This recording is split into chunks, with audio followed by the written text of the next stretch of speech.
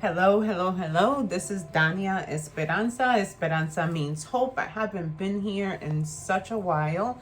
I've been super, super busy. Oh my God, I forgot to add my... Gotta do this. I don't think you guys can hear me if I don't do this. I haven't been here in quite a while. I don't know how long it's been, how many weeks I haven't recorded a video, but I haven't been on here because I wear many hats. I am a mom. I am also an advocate. I am a hairdresser, licensed cosmetologist, certified life coach, and now I am here to try to share some wonderful information. I was in a space before where I was working amongst wonderful people, but I wanted more. I wanted to have a space that was more intimate, a space that was just for me and my client, and then that way I could have conversations about whatever I wanted. Because in the past, whenever I have a mouth and I'm a talker, I can talk, but it's good to also be quiet. And the people at times that I've worked with, they kind of enjoyed more of the silence, and that was not my personality. So I had to do something different. I had to break out of my shell, find my own space, and live my passion. So my passion is education. It's sharing information, and I love to be able to do this now in my own space. It's a studio. It's small. It's not that big. Yesterday I had a moment because when I went in to see it, I thought it was so big when the furniture wasn't in there. I was like, oh my God, this space is perfect for me. I want it. I want to be here. I want to be here. It's number 7. It's got the big window. It's the perfect. It's the perfect. I want it. I want it. I want it. This is it. I even told everybody Studio 7, Suite 7. I was like, number 7, number 7. Then yesterday, it was like a punch, like something hit me. I went in and they had put the chairs and the more of the furniture was in there, and I felt like I was claustrophobic. I was like, oh, this is so small, because when I had my other salon, it was huge. I had like such a big place. The ceilings were 14 feet high, and the windows were. I had it all. So when I go into this much smaller space, my hair is a mess, and my lashes are attacking me. Oh boy, wait a minute. Oh no. Bear with me, guys. Bear with me. Lashes are a part of my brand. I love my lashes. Okay, here we are. Oh, my eye's gonna be... Okay, I think I can see you. All right. All right. I can see myself. I'm still struggling with the freaking lashes. So, anyway, now I am going into Sola Salon Studios, and the location is not that far from my home, and I like having my clients come to my house at times, because doing that one-on-one private time is really important for me, and I have such great clients. I have clients with me from 35-40 years. That's incredible. I mean, not 40, I can't lie, not 40, because I'm not that old. I'm old, but not that old. But I do have clients. I've been doing this since I was 10 years old. What am I saying? Yeah, I have a client that she's not with me anymore. But I remember this particular client. I don't even know if she's moved out of Rhode Island.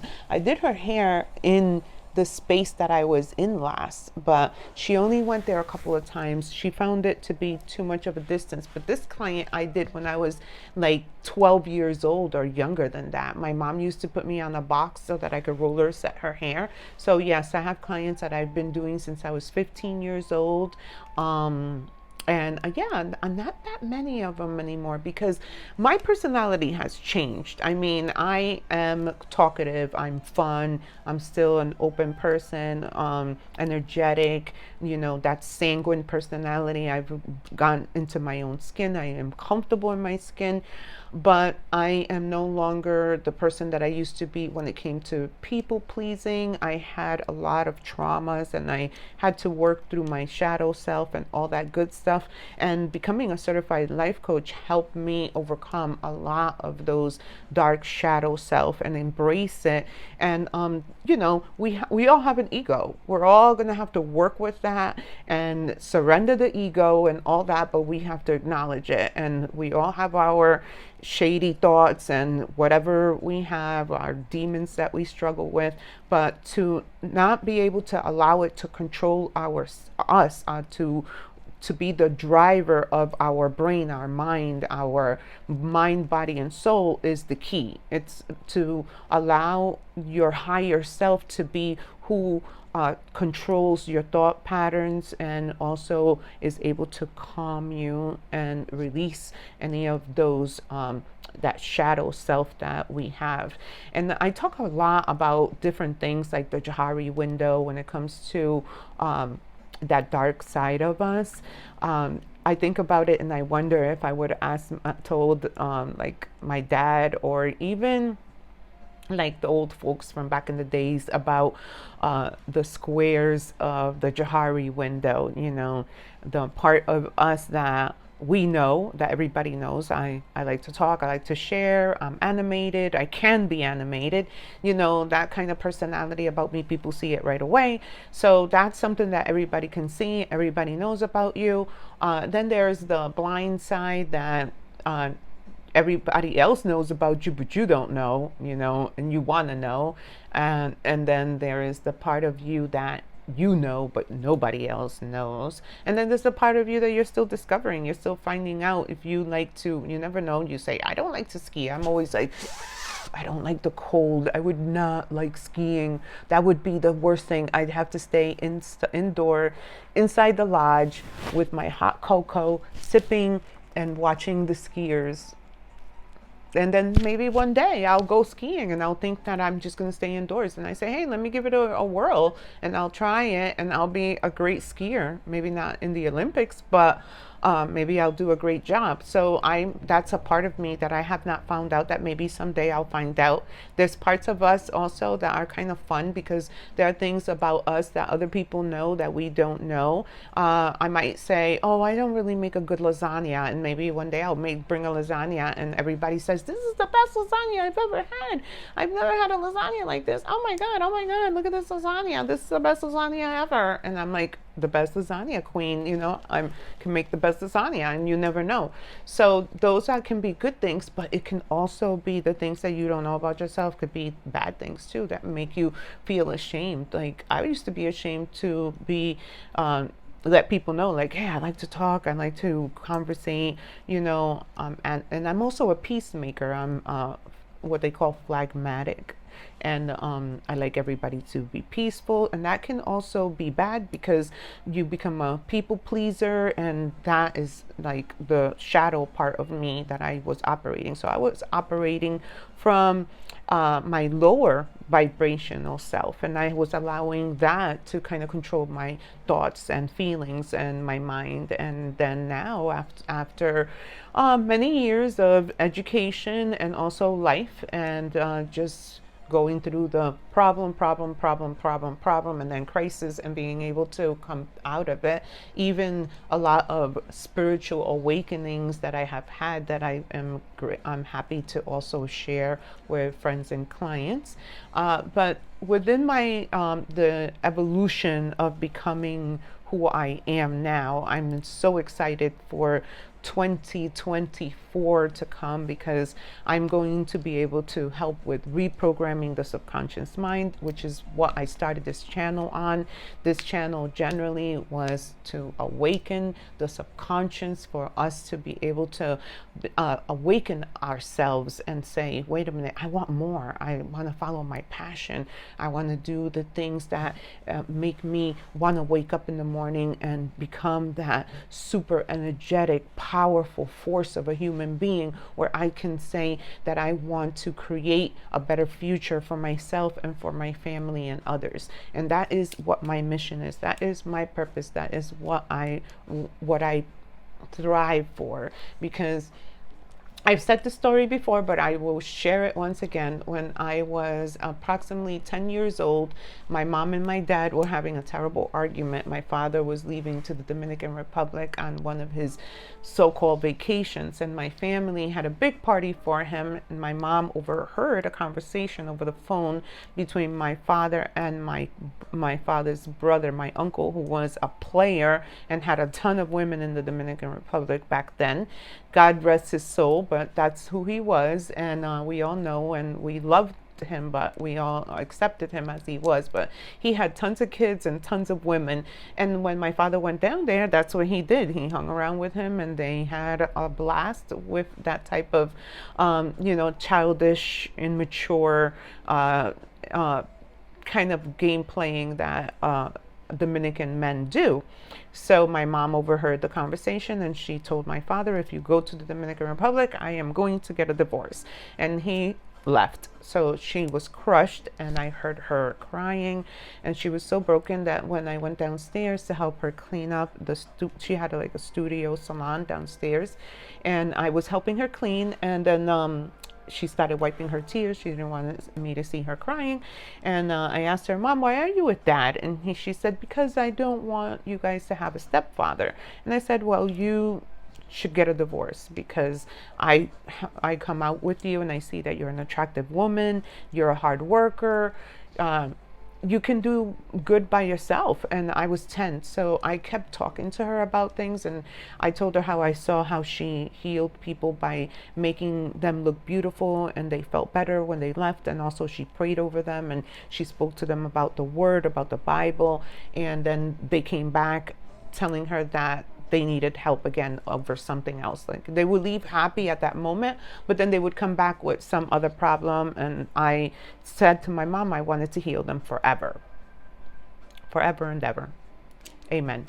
Anyway, so that was my story. And she said, so do you want to be a do you want to be a social worker? She said. And I said, no. Social workers, I've seen them in school. A social worker came to the house. Everybody was scared. I don't want to be a social worker. So I said, and then she goes, do you want to be a therapist? And I looked at her like, maybe I do want to be a therapist. And I said, are therapists called doctors? And she said, no, psychiatrists are. And I said, I want to be called doctor. I want to be a psychiatrist. And that came because, well, I had aunts and uncles in the Dominican Republic that were all professional, and being a doctor and a lawyer or engineer was like the biggest thing. And we were all going to either become it, or we were going to marry into it and be part of it and support it. So that was my thing. So I told my mom, I want to be called doctor. And she said, okay, you want to be a psychiatrist? I said, yes. So I had a very, very toxic childhood, very traumatic. Fortunately, my brothers did not get the same abusive treatment that I received through my mom, but they observed it, they watched it, and it caused them to have their own issues. But I had some serious traumas that I had to pull myself out of. And then when I came to my mom with the paperwork for college, when I was in the 11th grade, she ripped them, and she said that I wasn't going to go to college. And that really stayed with me, and it caused me to have those challenges where every time I wanted to pursue higher education, when it came to maybe college, I had this stigma like I shouldn't go, or I was not worthy of it. So I just focused on the beauty industry. I became a cosmetologist. I became a master colorist. I was always seeking better education in the beauty industry, even for makeup artistry, for film and photography. I went to Christine Valmy in New York City. Like, I tried to dip in there and do as much as possible with the beauty that I could, because I was always eager to learn and just absorb education. And then another thing that I have is that I love to share. I love to help people. So when I discovered life coaching, I said, okay, I want to get certified, because I want that piece of paper, even though I already do this behind a chair. And now that I have decided to integrate life coaching courses and one-on-one life coaching conversations and classes. Oh, the light went off and my music. But I'm just going to continue to finish this video. Uh, so even though oh my goodness, I wonder what's going on. This happened twice already. So now that I've moved and I'm moving into another space, I'm calling it Positive Beauty Salon Studio, and it's going to be amazing. I'm excited, looking forward to talking some more about natural oils that I'm going to make and infuse with deep treatments, the scalp help for integrating with like the oils, massages, I'm going to make my own rosemary oil to mix with the castor oil. So I'm excited. And now I'm going to find out what's going on with this wind and this electric shortage that I have. I'm utilizing too much electricity in my room, but I nailed it. I'm making this video approximately, it's going to be under 20 minutes, of course, and I will be back with more research and more information. Thank you for being here. Like, share, and subscribe.